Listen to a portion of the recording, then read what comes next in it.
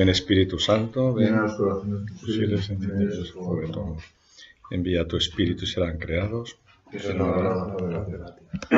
Dios te salve María, llena eres de gracia, el Señor es contigo. En tu vientre Jesús, Santa María, Madre de Dios, nosotros pecadores, ahora y en nuestra muerte. En nombre del Padre, del Hijo y del Espíritu Santo. Amén. Bueno, pues nos reúne hablar de un tema clave, fundamental, porque nos afecta, ¿no? Queramos o no, nos afecta el tema del mal, ¿no? El tema, hay una cuestión que, pues que se ha hecho pregunta durante siempre la humanidad, ¿no? ¿Y por qué si Dios nos hizo bien? O sea, ¿por qué existe el mal, ¿no? O sea, el tema del mal, ¿de dónde viene, no? Porque el mal no ha sido creado. El mal es una experiencia que podemos verificar, pero Dios lo ha hecho todo bien, ¿no? Los filósofos han dicho, y San Agustín y Santo Tomás han dicho que el mal no existe, ¿no? Porque Dios no tiene naturaleza. También la Iglesia, el Magisterio, el Concilio de Florencia, por ejemplo, dice eso, ¿no? Que no, o sea, el mal no existe. Entonces, ¿qué es el mal? Dicen que el mal es ausencia de bien. Dices, bueno, pues me quedo igual, ¿no?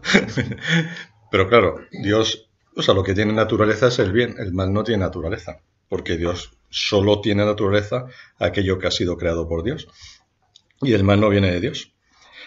Pero claro, descubrimos que el mal no existía, pero que existe. Y entonces, claro, nos preguntamos, ¿y de dónde viene? ¿De dónde viene este mal?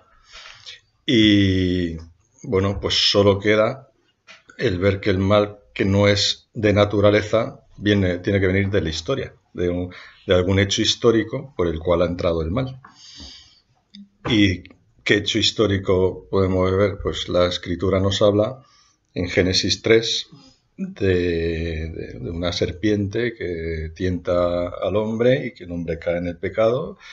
O sea, el hombre usa mal de su libertad y tal, ¿no? Pero esa serpiente, ¿qué es?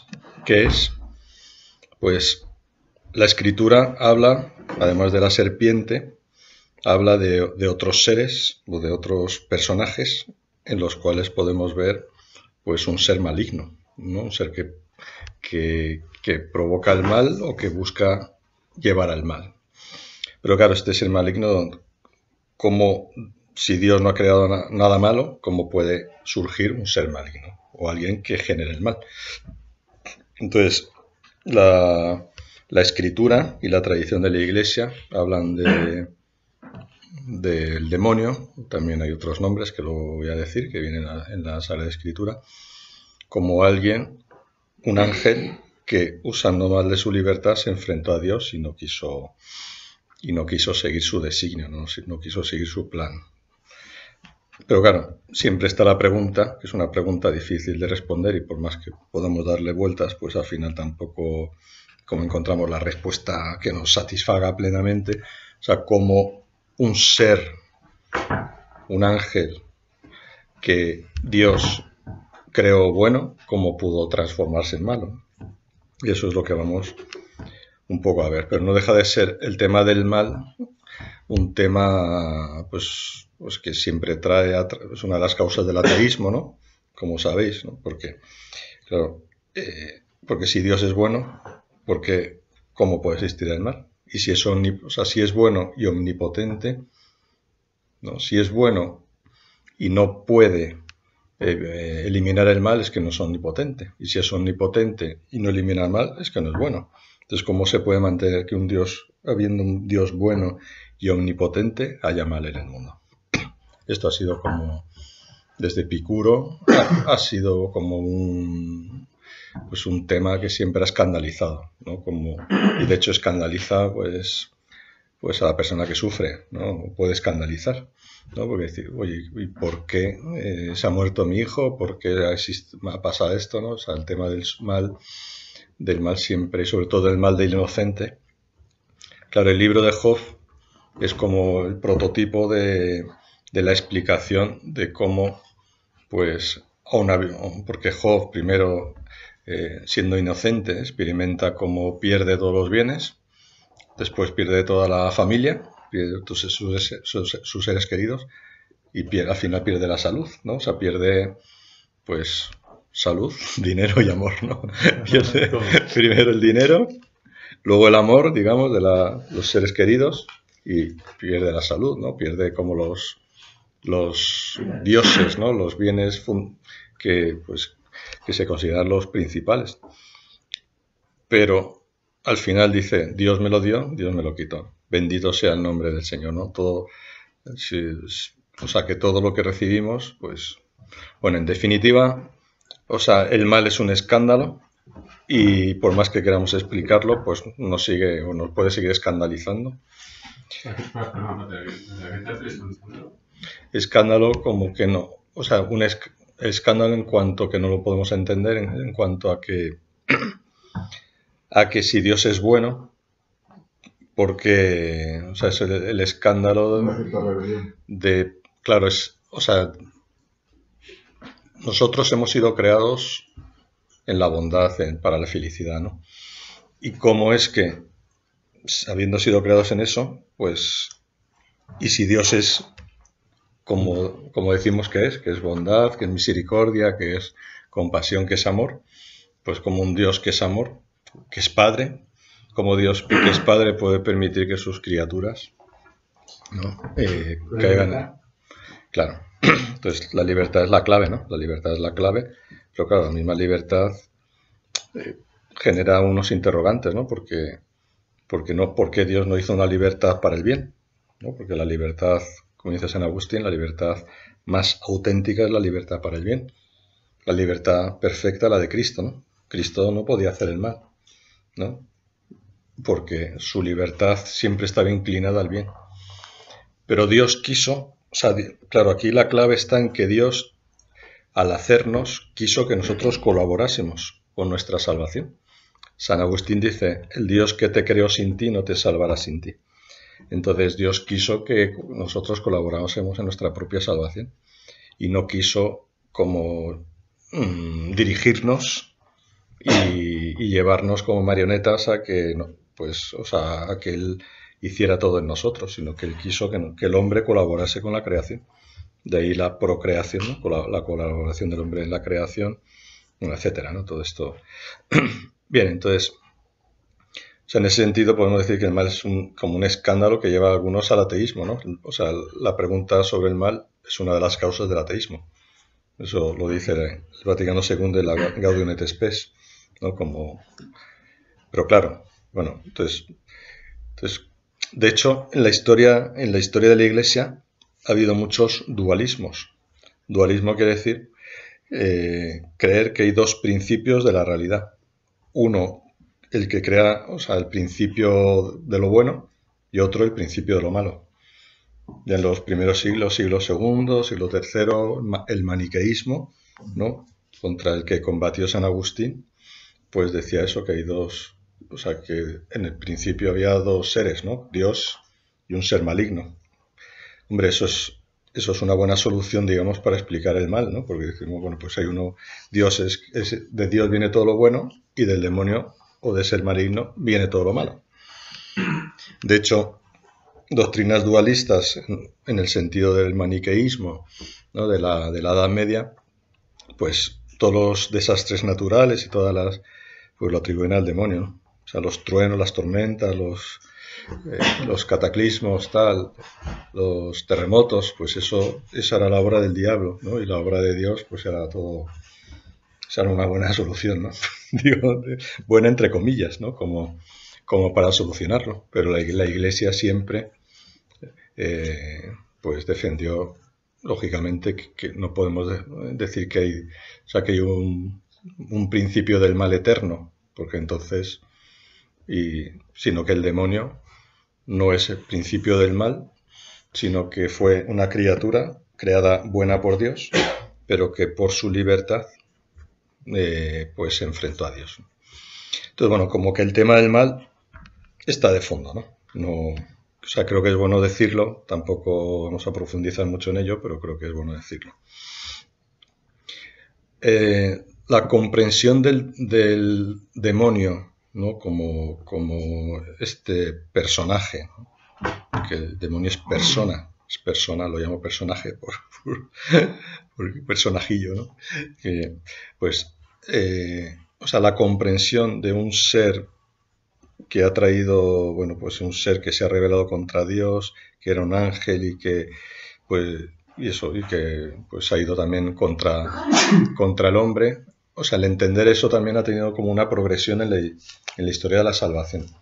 En el Antiguo Testamento aparecen figuras de seres malignos, pero no siempre aparecen claramente como demonios, ¿no?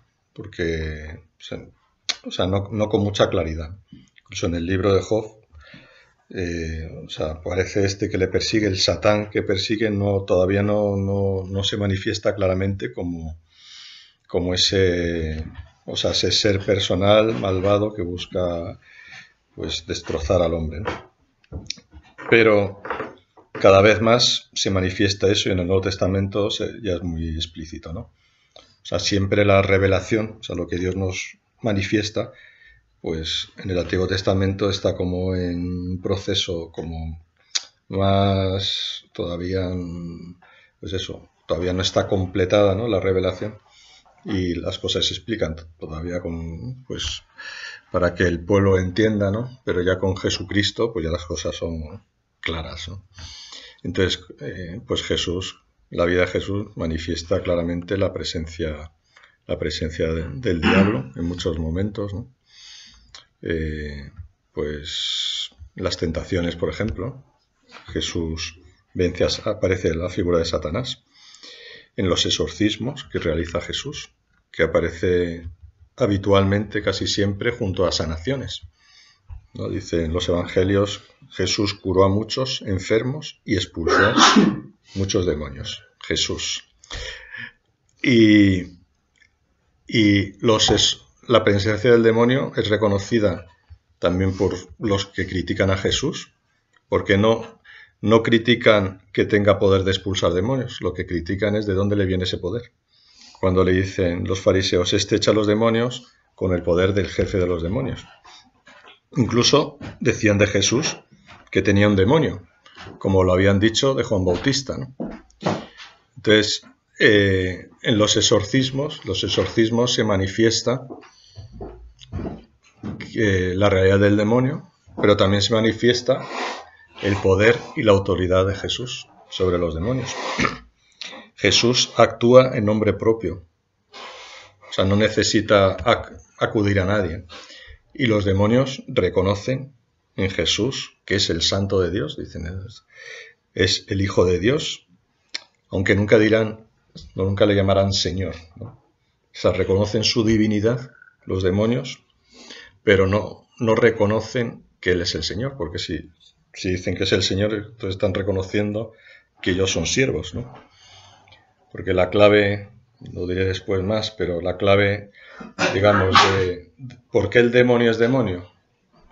Lo mío era un ángel que no se quiso someter a Dios y se muestra como Dios, ¿no? En exorcismos, pues con frecuencia, cuando habla el demonio dice yo soy Dios, ¿no? Él pide adoración, él tiene su séquito, él tiene sus siervos y se pone al menos a nivel de Dios o por encima de Dios, ¿no? O sea, como que la característica más esencial del demonio es el autoproclamarse Dios. De hecho, si recordáis en Génesis 3, cuando tienta al hombre, dice, si coméis de estos seréis como Dios, ¿no? Luego hablaré de eso, ¿no? Entonces, es como decir, si te enfrentas a Dios, o sea, Dios quiere que no te enfrentes a Él, o sea, Dios quiere que lo obedezcas y que te sometas, porque Dios quiere tenerte sometido. Pero si tú te rebelas, puedes llegar a ser igual que Él, ¿no? O ponerte por encima de Él. Y eso es lo que hizo el demonio. Entonces está claro que el demonio aparece en la Escritura muchísimas veces, en el Antiguo Testamento, en el Nuevo Testamento. Es un dato de en este sentido de fe, de la Biblia aparece muchísimas veces, pero sobre todo aparece en sus actuaciones. O sea, en la Biblia no encontraremos una definición de lo que es el demonio. Ni tan siquiera aparece cuándo fue el pecado de los ángeles, ni tampoco señala exactamente cómo fue. Lo que sí vemos es que Cristo ha vencido, o sea que el demonio está ahí, pero que Jesús, sobre todo con su muerte y su resurrección, pues ha vencido a Satanás. De hecho, la cruz es como el momento más paradójico, ¿no? Porque el demonio, cuando Jesús muere en la cruz, pensó que él ya había vencido, ¿no?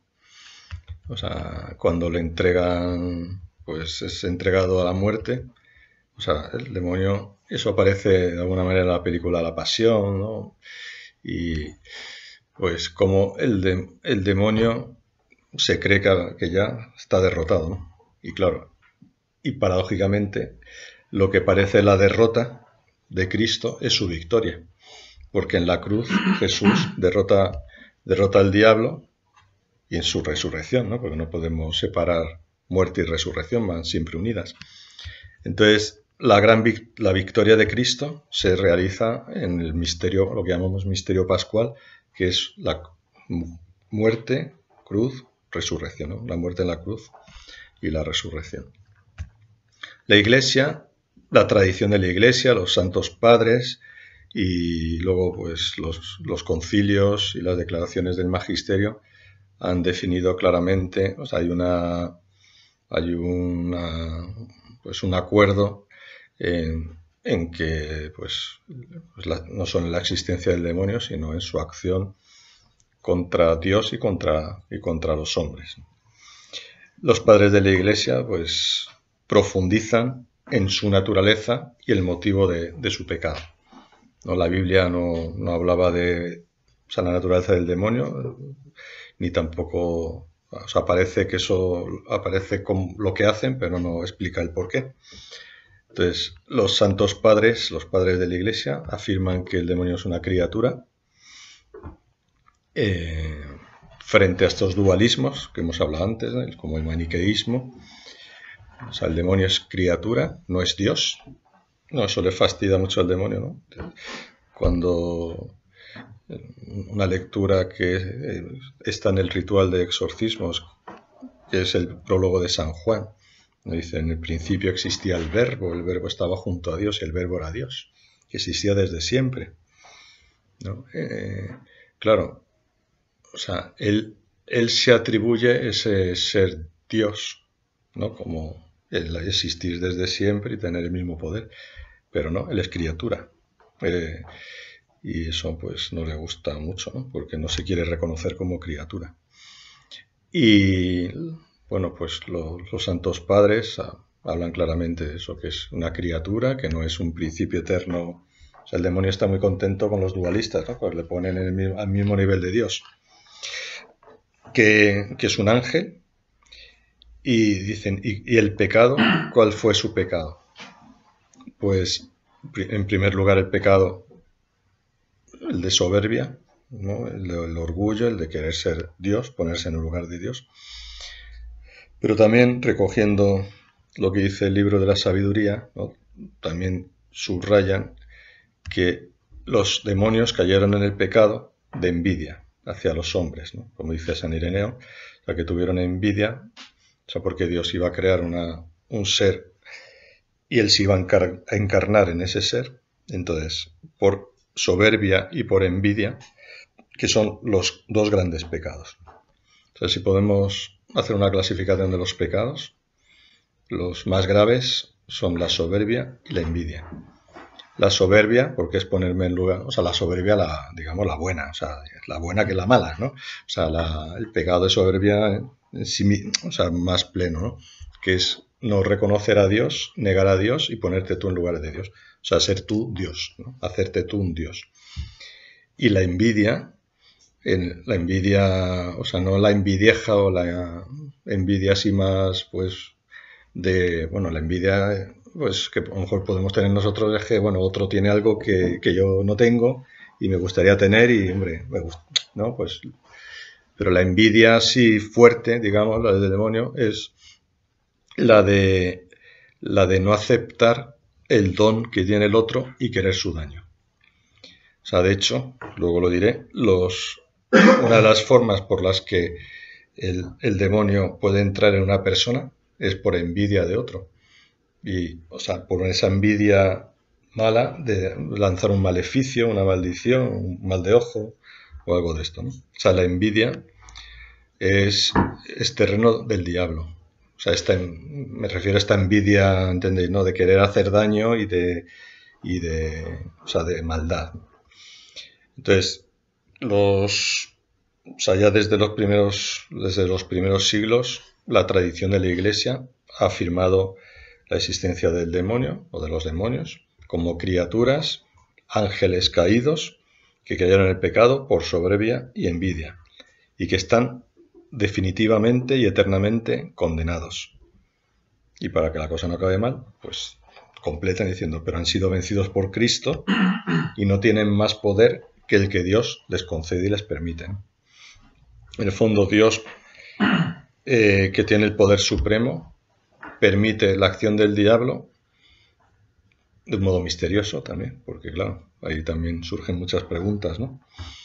Que no tienen respuesta, porque los planes de Dios muchas veces no hay quien los entienda, ¿no? Pero Dios lo permite eso para un bien mayor, ¿no?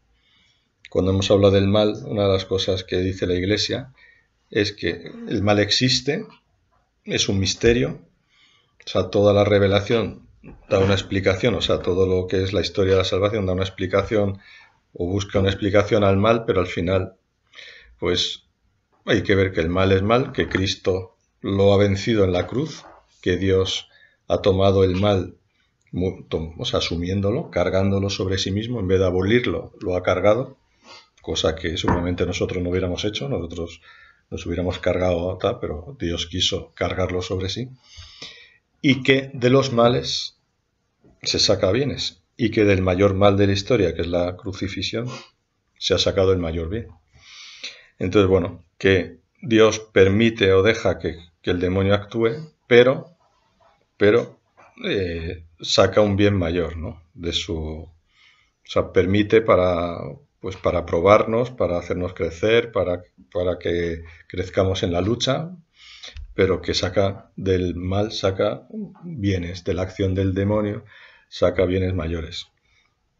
Bueno, esa es la realidad, aunque muchas veces cuando uno está pues en medio de la prueba o tal, pues lo pasa mal, ¿no? Entonces, esto que viene de los santos padres, pues luego pues Santo Tomás y en la escolástica, en la Edad Media, pues siguió en la misma línea, y la Iglesia, el magisterio igual, el Vaticano II, ya más recientemente, o sea, la Iglesia nunca ha negado, el magisterio nunca ha negado la existencia y la actuación de los demonios. Lo que sí es que pues ya en el siglo XX, pues se ha subrayado, como hace Pablo VI, se subraya que el demonio no es una figura simbólica, sino una realidad personal. Dice Pablo VI, en una audiencia general, dice, el pecado es ocasión-efecto de una intervención en nosotros y en el mundo de un agente oscuro y enemigo, el demonio. El mal no es solamente una deficiencia, lo que decía antes de como una deficiencia del bien, sino una eficiencia, un ser vivo, espiritual, pervertido y pervertidor, terrible realidad, misteriosa y pavorosa. Se sale del cuadro de la enseñanza bíblica y eclesiástica quien se niega a reconocer su existencia, o bien que hace de ella un principio que existe por sí y que no tiene, como cualquier otra criatura, su origen en Dios, o bien quien la explica como una pseudo-realidad, una personificación conceptual y fantástica de las causas desconocidas de nuestras desgracias. O sea, Pablo VI deja claro que el demonio existe, es una criatura personal, no algo fantasioso. O sea, a consecuencia del racionalismo y del modernismo, también en la Iglesia, pues entró después de una época en que se veía todo, ¿no? Como se hablaba mucho del demonio y tal, se pasó al extremo de decir que el demonio era una figura simbólica, y hoy pues hay creyentes que siguen diciendo esto, ¿no? Y pues eso no tiene ningún fundamento ni bíblico, ni de la tradición, ni del magisterio, ni de la experiencia, pues eso, de la experiencia que tenemos todos, pues todos sentimos la tentación, y de la experiencia que sienten algunos, que experimentan algunos, pues que tienen otras afecciones, ¿no? De las que voy a hablar después. Vamos como a resumir un poco lo que hemos visto, ¿no? Entonces, ¿cuál es la identidad de los demonios? Son criaturas, ángeles, tienen el poder angélico que Dios les dio y mantienen el orden jerárquico, porque en los ángeles hay unas jerarquías. Son ángeles caídos y su pecado es irrevocable. Es decir, no puede ser perdonado ni tienen posibilidad de arrepentimiento. ¿Por qué? ¿Por qué no pueden? Porque es una pregunta, ¿no? Y no se pueden arrepentir. Y no pueden. No, porque han fijado libremente para siempre su oposición a Dios.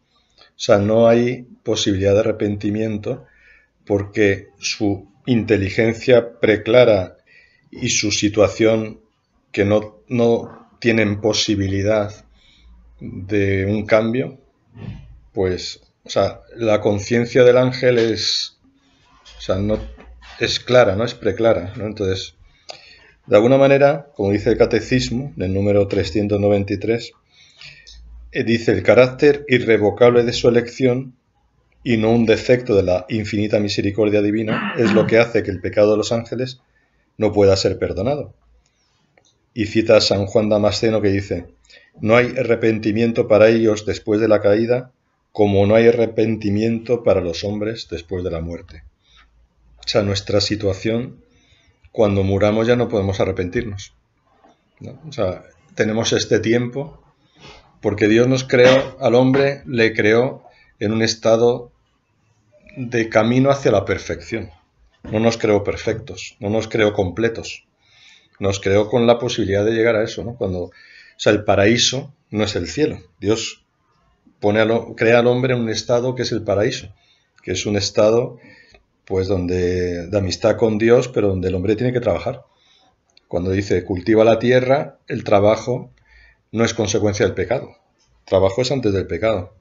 Dios nos pone para... Entonces, el hombre está en proceso. O sea, la idea de Dios o el plan de Dios era de que pasásemos del paraíso, libremente nosotros crecer, colaborar en la creación, y del paraíso al cielo. Pero el paraíso terrenal no es el cielo, no es el paraíso celestial, no es el cielo. El paraíso terrenal es un estado de inicial, ¿no? Germinal, de amistad con Dios, ¿no? No es la perfección, no es la plenitud. Sin embargo, el ángel ya fue creado en esa perfección, con lo cual sus decisiones, sus opciones son definitivas. Los demonios no son figuras simbólicas o personificaciones míticas del mal, no es una abstracción. Así dice el Catecismo cuando habla al final, en la última parte, que empieza a explicar el Padre Nuestro. Al explicar el líbranos del mal, dice: propiamente habría que decir líbranos del malo, ¿no? Del maligno. Líbranos del malo, porque el mal no es una abstracción, designa una persona, Satanás, el maligno, el diablo, que se atraviesa en el designio de Dios y su obra de salvación. Bien, entonces, esto es más o menos lo que son los demonios, ¿no? Y su acción, ¿en qué consiste su acción? ¿Cuál es su propósito? San Ignacio, en los ejercicios espirituales, lo llama el enemigo de la natura humana, ¿no? El enemigo del hombre. Son enemigos acérrimos de Dios y de su creación, con lo cual su principal objetivo es destruir la obra de Dios. sea, como no pueden con Dios, pues es como un asesino que quiere, o un malhechor que quiere hacer daño a un padre, pero como el padre está cachas y no puede con él, pues hace daño al hijo, ¿no? Como a veces pues hemos visto en situaciones, ¿no? Como pues eso, ¿no? Bueno, esto, ¿no? Como está enfadado, se han peleado, se llevan mal, pues hacen daño al débil. Entonces el demonio pues busca destruir la creación, y en especial al hombre, que es la cumbre de la creación. Por eso lo llama San Juan el homicida desde el principio. Juan 8:44. Y afecta a toda la humanidad. Dice la primera carta de San Juan 5:19. Sabemos que somos de Dios y que el mundo entero yace en poder del maligno. Entonces, su deseo es matar al hombre, destruirlo. Y una de las manifestaciones de las personas que están afectadas por el demonio es que quieren morir o intentan suicidar o tienen pensamientos suicidas, ¿no? Y algunos pueden llegar al suicidio. ¿Y quien lo comete es obra del demonio? O sea, son impulsadas por el demonio. O sea, son incitadas porque el demonio actúa a través de pensamientos, también de sensaciones. Y claro, puede... O sea, el demonio quiere la muerte, hombre, quiere la muerte eterna, ¿no? La condenación. Pero como, claro, el alma, pero quiere destruir el cuerpo también. O sea, quiere destruir al hombre completo, ¿no? Por eso en la cruz, cuando ve el cuerpo de Cristo destruido, es como y la muerte, al ver morir a Jesús en la cruz, es como, lo he conseguido, ¿no? O sea, él quiere la muerte. ¿Las personas se salvan? ¿Las personas que se han suicidado? Bueno, eso es otro tema. Vale. No, es un misterio al final, ¿no? Eso no... O sea, Dios... O sea, la Iglesia afirma de los que se han salvado, los santos, ¿no? O sea, los santos son los prototipos de los salvados. Pero no hay nadie... La Iglesia no dice de nadie que esté condenado. Eso no sabemos. Eso está en el misterio de la libertad de la persona, la misericordia de Dios, ¿no? Entonces, bueno, o sea, su gran propósito es eso, la muerte, la destrucción. Por eso todo lo que sea destrucción de la humanidad, o sea, en un exorcismo, al preguntar por el aborto, ¿no? O por la ideología de género, decía, es mi victoria, sí, nosotros y nosotras, ¿no? Somos, ¿no? Como la destrucción, ¿sabes? O sea, la destrucción de lo que es el hombre, la muerte del mayor inocente, que es un niño no nacido, también la destrucción de la naturaleza humana, ¿no? Pues con todo el tema de la ideología de género, ¿no? Pues que es como destruir lo que es el hombre, ¿no? La naturaleza, pues de alguna manera podemos ver que ahí también en todo eso hay una acción del demonio porque quiere nuestra destrucción. Y además, como no hay mejor engaño que una verdad a medias, ¿no? Pues o sea, nuestra cultura contemporánea ha caído, ¿no?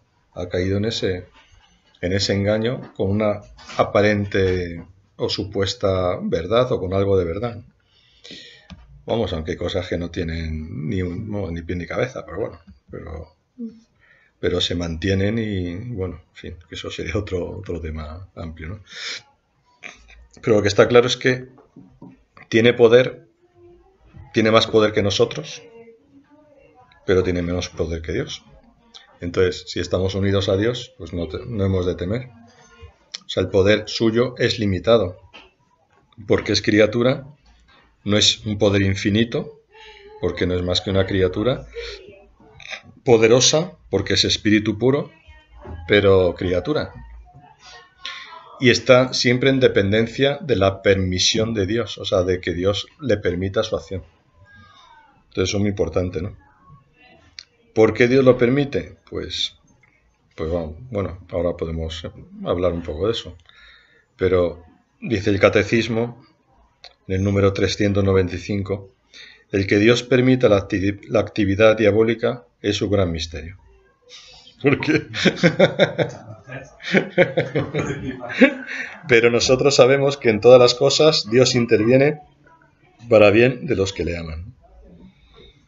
Dice, aunque Satán actúe en el mundo por odio contra Dios y su reino, y aunque su acción cause graves daños, esta acción es permitida por la divina providencia, que con fuerza y dulzura dirige la historia del hombre y del mundo. ¿No? O sea, tenemos que ver que por encima, pero bueno, es un misterio, o sea que no, si hay personas que sufren estas situaciones, pues yo pues digo, no, ¿y por qué? ¿Y por qué? Digo, pues yo no lo sé, yo no te lo puedo decir, porque mira, es un misterio, lo dice el catecismo. Bien, ¿qué estrategias usa el demonio? Pues la principal es la mentira. Dice el Apocalipsis, engaña al mundo entero. Apocalipsis 12. La mentira es como pues su forma de actuar, ¿no? Y sobre todo bajo verdad o una mentira a medias. Dice San Pablo en la segunda carta a los Corintios, se disfraza de ángel de luz. Entonces, la mentira es pues su terreno. La mentira, pues también, como hemos dicho antes, ¿no? Hablando de la soberbia y la envidia, pues la mentira, hombre, una cosa es una mentira que dice uno por miedo y tal, ¿no? Pero bueno, toda mentira está, pues está fuera del terreno de Dios, que es la verdad. Pero bueno, que hay mentiras como más incisivas y que buscan un daño. Entonces, San Ignacio habla en los ejercicios espirituales, habla de algunas estrategias, ¿no?, que usa. Y dice que al que está enganchado, al que está atado a un pecado o a una situación, ¿qué hace el mal espíritu? Propone placeres aparentes para mantener en el pecado, ¿no? Pues uno, yo qué sé, pues tienes un enganche afectivo, pues desordenado o algo, o yo qué sé, o tienes una adicción, ¿no? Entonces, ¿qué hace el demonio? Pues propone un placer aparente para mantenerte en esa adicción, en esa dependencia, en esa situación. ¿Y qué hace Dios? Pues lo que Dios hace es remorder, ¿no? Como inquietar, ¿no? Para que uno no siga en eso. El demonio, al que va creciendo en la vida espiritual, lo que hace es entristecerle, poner impedimentos e inquietar con falsas razones para que uno no siga adelante. Entonces, hay veces que una persona dice, pues encuentro mal, no sé, ¿y qué te pasa? No, nada, pero no tengo ganas de rezar, no tengo ganas de nada, no tengo ganas. Y era una persona que iba bien, ¿no? Pero sin razones, pues ahí podemos ver que está siendo tentada. Estos son como estrategias o formas del demonio que nos tocan a todos. Y junto con esto, con estas dos estrategias, también podemos ver como 3 métodos que utiliza siguiendo a San Ignacio. Son el miedo, el atemorizar; segundo, el ocultarse; y tercero, el ver el punto débil. Primero, el atemorizar, ¿no? O sea, el enemigo quiere hacernos creer que es más fuerte y poderoso de lo que en realidad es, para dar miedo. O sea, de hecho, personas que están también con una influencia del demonio extraordinaria, no solo la que tenemos todos, ¿no? Pues la tentación, sino algo más, pues están atemorizadas, ¿no? O sea, el demonio las coge por el miedo. Porque San Ignacio dice que si le plantas cara, ¿no?, pues él retrocede. Si le plantas cara, ¿no? Claro, hombre, aquí depende del grado. Porque claro, hombre, el demonio, pues si está muy fuerte, pues le plantas cara y también te planta cara, ¿no? Pero bueno, en el caso, digamos, más común, pues pues el plantar cara, o sea, no dejarse atemorizar. Segunda estrategia, así método, quiere ocultarse para que pensemos que no está o no existe. Porque esa es una de las cosas que pasan también en el mundo de la iglesia, ¿no? Pues o no se le tiene en cuenta. Pues hay dos extremos, el no tenerlo en cuenta y otros que ven el demonio en todas partes, ¿no? Pues ni una cosa ni otra. Pero una cosa que quiere el demonio es como esconderse o presentarse como que no está. Y también hace como don Juan Tenorio, ¿no? Como el vano enamorado, que dice San Ignacio, que va seduciendo, pero va reclamando el secreto, ¿no? No, esto no lo digas, esto tal. De la manera que no se le descubra. Entonces, San Ignacio dice que cuando alguien tiene un guía, una dirección espiritual y se abre del todo, pues ahí el demonio también queda, o sea, sus argucias o sus estrategias pues quedan desveladas, ¿no? Y lo que hace es buscar el punto débil para entrar. O sea, todos tenemos pues un pecado, una tendencia, ¿no? una herida por la cual, o sea, algo fundamental, un defecto, una pasión dominante. Entonces por ahí es por donde va a entrar, ¿no? Por donde nos va a tentar, donde va a hacernos daño. Pero en esto podemos distinguir como dos tipos de actuación: la ordinaria y la extraordinaria. La extraordinaria no porque es muy buena, sino porque no es ordinaria. La ordinaria consiste en inducir al mal, ¿no? O sea, como dirigirnos al mal. Y no es manifiesta, no se ve claramente. Y eso es la tentación. La tentación es que el demonio nos induce al mal. La extraordinaria consiste en hacer el mal. O sea, es un mal ya hecho. Y se manifiesta y no afecta a todos, es excepcional. Entonces, el modo ordinario y universal, la universal, el modo ordinario es la tentación. O sea, hay incitación al pecado provocando el desorden de pensamientos o pasiones. La tentación viene por la seducción, por atracción que despierta el apetito, pero que no es conforme a la ley divina. La tentación dirige al pecado, pero no conlleva necesariamente caer, ¿no?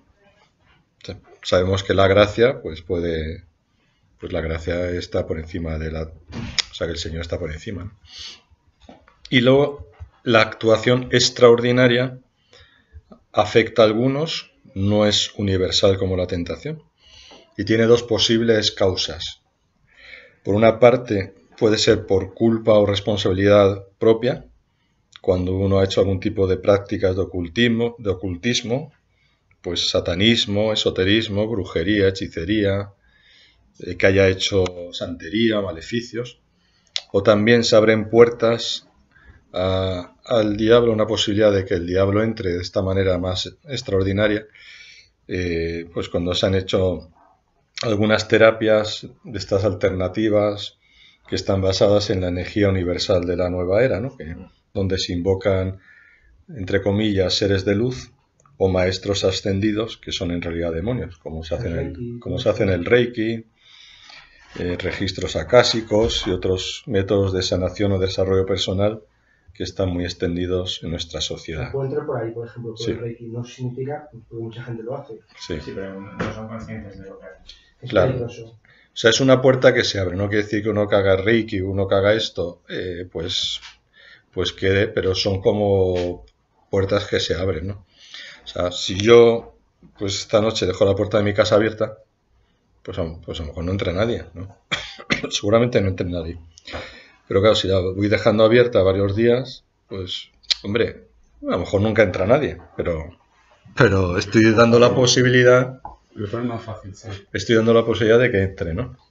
O sea, pero si no hay una actuación, digamos, voluntaria, ¿eh? O sea, hay otra causa, o sea, está la por culpa o responsabilidad propia, pero también puede haber una acción extraordinaria del diablo de este tipo por responsabilidad de otros, que a través de maleficios, hechizos, brujería, maldiciones, mal de ojo, otra. ¿Puede entrar también? Sí, puede, o sea, una persona puede tener posesión, incluso posesión, ¿no? Ahora voy a decir como los distintos grados, ¿no? De esta, o sea, pero incluso se puede llegar a la posesión, porque la posesión solo es del cuerpo, no del alma, por un maleficio o tal, ¿no? Ahora, la eficacia de un maleficio no es automática, ¿no? O sea, si una persona está protegida, habitualmente no pasará nada, ¿no? Pero bueno, dentro de lo que Dios puede permitir, también puede permitirlo a una persona que lleve una vida para que, bueno, de una manera misteriosa, pues crezca en santidad, ¿no? Es un poco, es algo muy extraordinario, ¿no? Pero bueno, también lo hay, ¿no? O sea, de personas, pues, habitualmente también, o sea, como he dicho antes, el demonio entra por la parte débil. Entonces, cuando uno tiene heridas que no están sanadas y heridas fuertes y cuando hay historias también familiares de sus antepasados, situaciones, pues, o sea, como que hay más posibilidad, ¿no?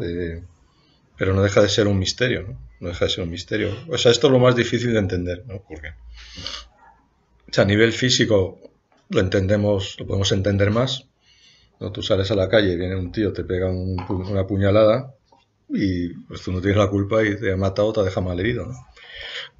Pero claro, a nivel espiritual, que alguien te pegue un maleficio, ¿no?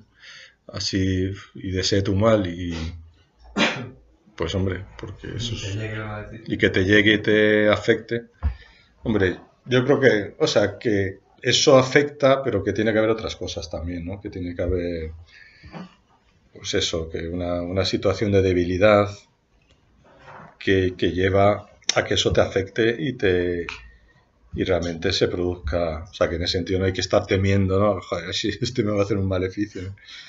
Evidentemente tenemos que estar protegidos porque, o sea, hay una relación entre nosotros.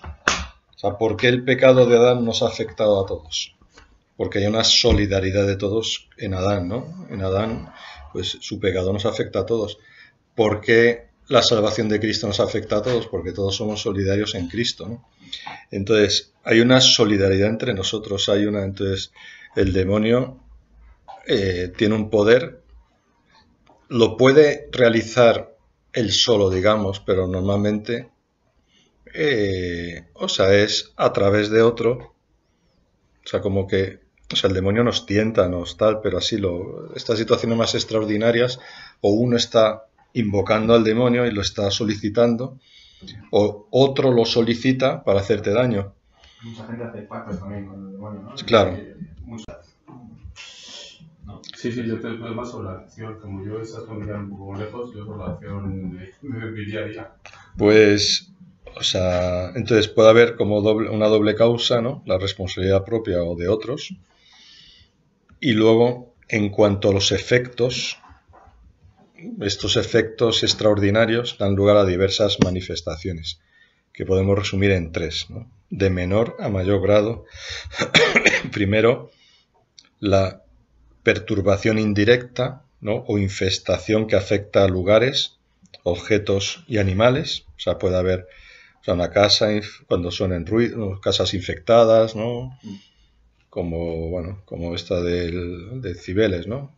Tal que se habla de eso, de que hay eso, suenan, o sea, que hay ruidos, se mueven objetos, también puede afectar a animales, eso es algo indirecto. Una perturbación personal que afecta a la persona, pero no pierde el control de su voluntad. Entonces podríamos ver aquí distintas situaciones. Aunque no hay un lenguaje común, se suele aquí distinguir entre vejación, que afecta a lo externo, como puede ser la vida afectiva, laboral, económica, familiar, social, o recibir vejaciones, golpes en el cuerpo, daños en los bienes, pues ver sombras o figuras perturbadoras o cosas así, ¿no? Vejación. Segundo, opresión diabólica que afecta al cuerpo, donde hay, pues tener enfermedades que no tienen pues ninguna razón médica, molestias físicas sin explicación pues médica, y la obsesión diabólica que afecta a la mente. Son pensamientos obsesivos continuos provocados por demonios, ¿no? Entonces, o sea, hay una perturbación que afecta a la persona, pero ella no pierde el control de su voluntad, ¿no? Le afecta más a lo externo, vejación, más al cuerpo, opresión, y más a los pensamientos, obsesión. Y la más fuerte es la posesión diabólica, que afecta a la persona, que no siempre tiene control de su voluntad. De tal manera que cuando en momentos fuertes de presencia de Dios, pues en una misa, una adoración fuerte y en el exorcismo habitualmente, pues la persona, se manifiesta el diablo. Hay veces que la persona entra en trance y no se acuerda de nada, ¿no? Ya está el diablo, incluso habla a esa persona y dice, no está, soy Satanás, ¿no? Soy tal. Entonces, como que tal, otras veces la persona es consciente, o sea, hay distintos también grados de posesión. Pero hay que tener en cuenta que la posesión del que se trata, o sea, del que busca una ayuda, es una posesión del cuerpo. Solo el que se entrega deliberadamente al demonio, ¿no? y hace un pacto con él, pues eso afecta a su alma, ¿no? Pero que habitualmente la posesión, por lo menos de los que acuden a pedir ayuda, pues no quieren tener al demonio, les afecta al cuerpo, ¿no? Entonces, bueno, ¿qué hacer, no? ¿Qué hacer ante la acción del diablo? Pues ya sea ordinaria o extraordinaria, pues hemos dicho que había como 3 formas o 3 métodos que usaba el enemigo como estrategia, ¿no? El temor, el segundo el ocultamiento o el secreto, y el tercero el punto débil. Entonces, ¿qué hacer? Pues la valentía, primero, plantar cara al demonio en toda situación, no dejándose vencer por el temor. El demonio no puede nada si uno se refugia en Dios, acude a su protección y confía en Él. Segundo, la apertura sincera, revelando a un guía espiritual que conozca los engaños del diablo, porque claro, si también le engaña a él, pues entonces un ciego que guía a otro ciego, pero alguien que tenga, pues eso, conocimiento de la vida espiritual, abrirse a él para que sepa lo que uno ve, lo que piensa, lo que siente, lo que hace, para salir del secreto.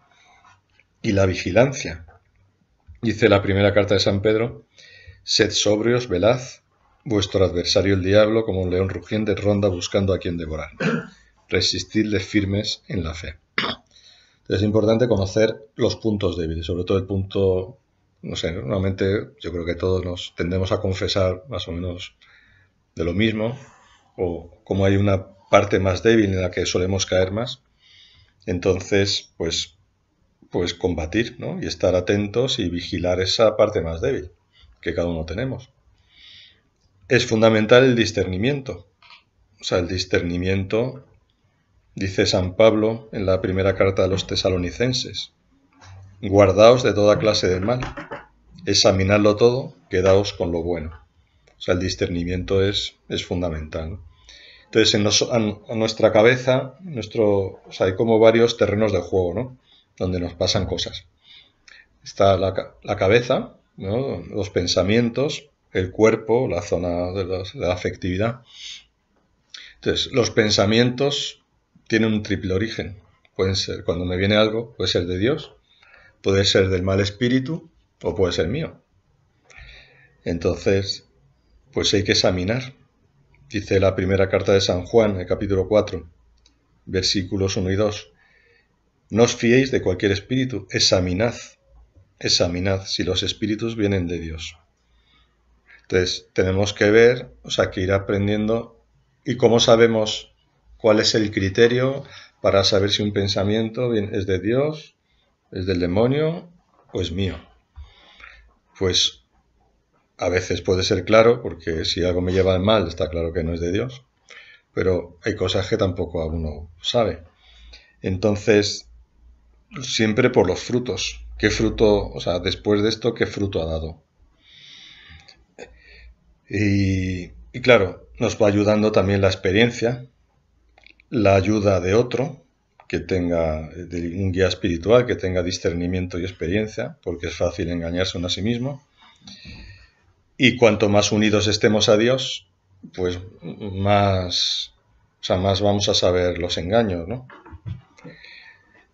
Más en concreto, ¿cuáles son los medios ordinarios en la lucha contra Satanás? Pues los medios ordinarios son todos los que fomentan la comunión con Dios. ¿Cómo venció Jesús al diablo en el desierto? Con oración y ayuno. Entonces, la oración y el ayuno, de hecho dice Jesús, ¿no? Cuando manda a los discípulos y no pudieron echar un demonio, va Jesús y lo echa, dice, no, esto solo, este tipo solo salen con oración y ayuno. Dice ahí como, bueno, lo del ayuno en algún manuscrito no viene, pero bueno, en algunos sí, con oración y ayuno, ¿no? Entonces ¿qué medios podemos usar en nuestra lucha con el demonio? Pues el primero es la fe, ¿no? O sea, la fe, creer en Dios, creer en su poder, saber que Él es más fuerte y unirme a Él. La fe, que es unión a Cristo. Los sacramentos, especialmente, lógicamente, el bautismo. Sabéis que en el bautismo hay varios exorcismos. En el bautismo de niños hay un exorcismo, en el de adultos hay varios. Entonces, bueno, pues el bautismo nos libera del poder de Satanás. La penitencia, es más grave el pecado que una posesión. Entonces, porque el pecado, un pecado mortal nos puede condenar y la posesión no, porque uno puede estar en gracia y estar poseído. ¿Eh? Porque la posesión es del cuerpo, uno, ¿sabes? O sea, que no es del alma. Y lo peor, digamos que la situación peor es la muerte del alma, no la del cuerpo. Otro medio son los sacramentales. Los sacramentos son instituidos por Cristo y realizados por la Iglesia. Los sacramentales son instituidos por la Iglesia para ayudarnos en nuestra liberación y santificación. Entonces, sacramentales son las bendiciones, la señal de la cruz, elementos bendecidos como el agua y la sal. El exorcismo es también un sacramental. Y dentro de las formas de oración, el Padre Nuestro, que tiene varias referencias explícitas, ¿no? No nos dejes caer en la tentación, pedimos al Señor, no nos dejes caer en la tentación. Lo decimos muchas veces mecánicamente, pero estamos diciendo eso. O sea, ayúdame, no me dejes caer. O sea, reconozco que estoy tentado, no me dejes caer. Y líbranos del mal, de Satanás. Y lo rezas de manera consciente, porque en vez de rezarlo como un papagayo el Padre Nuestro, lo dices de manera consciente, líbrame de este mal, sí, de esta tentación. Claro, eso es un medio muy bueno. También la oración en el nombre de Jesús. Jesús nos dijo que todo lo que pidiéramos en su nombre nos lo concedería. Entonces, Jesús significa Dios salva. Pues orar, decir en el nombre de Jesús, pues te ordeno que te vayas. En el nombre de Jesús, o no hace falta dirigirse al demonio, ¿no? Pero en el nombre de Jesús, pues lo que sea, voy a hacer esto, ¿no? En el nombre de Jesús voy a luchar. En el nombre de Jesús, o sea, todo lo que hagamos en el nombre de Jesús tiene más fuerza. También, pues la oración de alabanza, de adoración, que son los modos de oración más gratuitos. La alabanza es la oración donde reconoces que Dios es Dios, ¿no? Y no pides ni buscas nada para ti. Y la adoración es, pues eso, someterte y reconocer que Él es Dios, que es lo que no hace el diablo. Y es lo que no hizo el primer hombre, ¿no? Que se puso al nivel de Dios, o se quiso poner al nivel de Dios. María también, ¿no? Las oraciones marianas, como el rosario, bajo tu amparo, ¿no? Que es una antigua oración, bajo tu amparo nos acogemos, Santa Madre de Dios.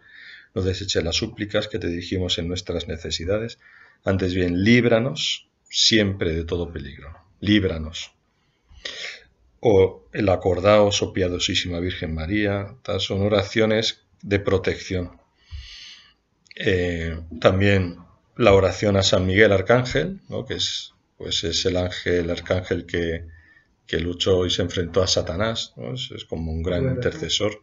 Como medios ordinarios, o sea, medios específicos, ¿no? La oración de liberación para, pues, pedir la liberación, pues, vejaciones, opresiones, otras situaciones, y el exorcismo para tratar la posesión diabólica.